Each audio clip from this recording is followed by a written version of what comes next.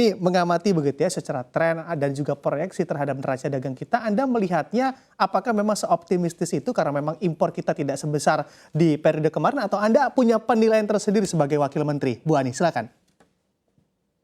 Gini Mas, jadi kalau saya lihat angka-angkanya ya, sebetulnya saya sudah saya pribadi menyatakan kita masuk memberi sinyal lampu kuning ini sebetulnya ya. Kenapa saya katakan di sinyal lampu kuning walaupun Juni ini kita belum sampai tadi pada data impor sehingga netnya berapa ya. Pertama, tadi ekspornya kita dibandingkan yang lalu pun di bulan di bulan Juninya, bulan Mei-nya kan ekspor kita itu ada di angka, sebentar saya tadi catat ya, ekspornya itu sudah mengalami penurunan sendiri di bulan ini dibandingkan bulan kemarin. Jadi waktu dirilis sekarang ekspor kita dibandingkan bulan Mei itu sudah turun nilainya ya. Walaupun kita berharap importnya akan tidak sebesar kemarin, sehingga kita berharap konsensus ekonom kan mengatakan kita masih akan surplus di angka 1,1, ada yang mengatakan 1,3, 1,5, kira-kira di angka begitu. Tapi kalaupun ada surplus di angka, misalnya saya taruh optimis lah di angka 2 miliar nih, optimis saya. Tapi saya sudah mengatakan ini lampu kuning. Mengapa lampu kuning Mas Bram? Mari kita lihat di 2022. Di bulan April, neraca perdagangan kita surplusnya itu 7,56 miliar. Di bulan April 2023, surplus kita turun sudah 3,94. It means hampir separuhnya koreksi. Kemudian di bulan Mei tahun 2022, kita surplus di 2,9 miliar US dollar. Di Mei tahun ini, kita surplusnya 0,44 miliar US dollar.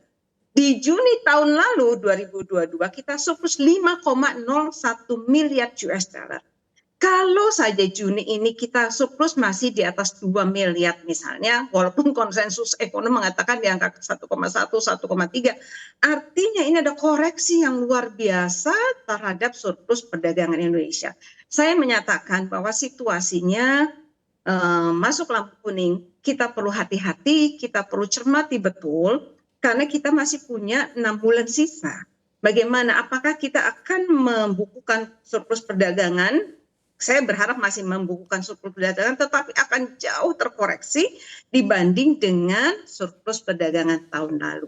Jadi itu Mas Bram, pandangan saya pertama. Jadi lampu kuning di dalam surplus perdagangan Indonesia di 2023, angkanya sampai angka bulan Juni 2023. Oke, Anda memberikan notasi lampu kuning begitu ya, Bu Ani. Tapi andai kita bicara sudah lampu kuning, tentunya sudah mendekati lampu merah. Apakah di sepanjang tahun 2023 ini yang Anda katakan tadi 6 bulan lagi begitu ya, kurang lebih 6 bulan lagi, ini juga nantinya akan berubah ke lampu merah atau ada potensi ke arah sana, Bu Ani? Saya berharap tidak terjadi lampu merahnya, Mas Bram. Artinya lampu kuning itu membuat kita harus mengkoreksi kembali item-item, komponen-komponen tadi yang kaitannya dengan ekspor, kaitannya dengan impor. Mengapa saya menyatakan begitu, Mas Bram? Saya buat catatan saja ya. Harga-harga komoditas ini koreksinya luar biasanya. Misalnya batu bara, bulan Juni ini harganya sudah di 124 US dollar per metric ton. Kira-kira koreksinya sudah minus 63,8% year to date. Oke, jadi kita kemarin masih di 200-an loh. Bahkan kita pernah 400-an di 2022. Itu batu bara. Kemudian natural gas. Kita kan juga eksportir ya natural gas. Itu harganya di 2,6 US dollar MMBTU di bulan Juni ini, sehingga koreksinya kira-kira di 38,0%. Tadi BPS juga sudah menyatakan minusnya banyak sekali. Kemudian CPO betul agak ada kenaikan sedikit. Tetapi sebetulnya angka koreksinya itu kalau year to date-nya di 15,1% sampai bulan lalu, sekarang di 12,54%. Artinya ini adalah komoditas utama kita. Tadi ada catatan juga menarik. Misalnya ekspor coal kita, batu bara kita, itu turun tidak hanya harga tetapi volume juga gitu Mas Bram. Oke.